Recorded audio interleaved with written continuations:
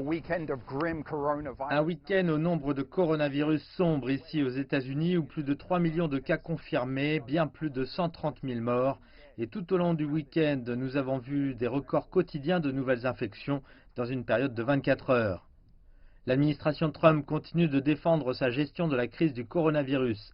Elle veut augmenter les tests et prendre des mesures comme la fermeture des bars et des restaurants, entre autres endroits où le virus pourrait se propager.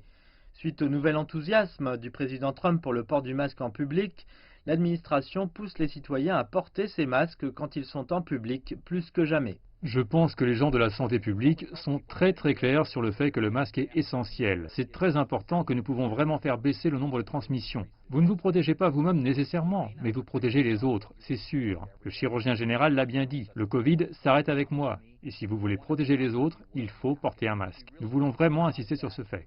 La secrétaire à la Santé a aussi insisté sur le fait qu'elle s'attendait à une hausse continue du nombre de morts dans les prochaines semaines.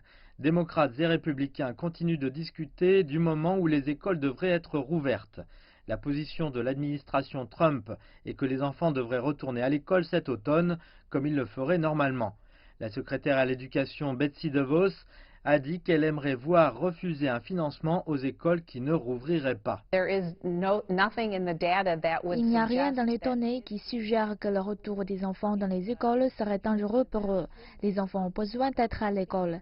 Ils ont besoin d'apprendre et d'aller de l'avant. Nous ne pouvons pas rester paralysés et les empêcher d'aller à l'école.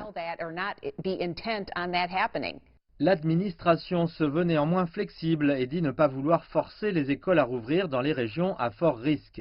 Les démocrates critiquent l'administration Trump pour ce plan, disant que le coronavirus pourrait se répandre rapidement dans les écoles et ramené à la maison par les enfants.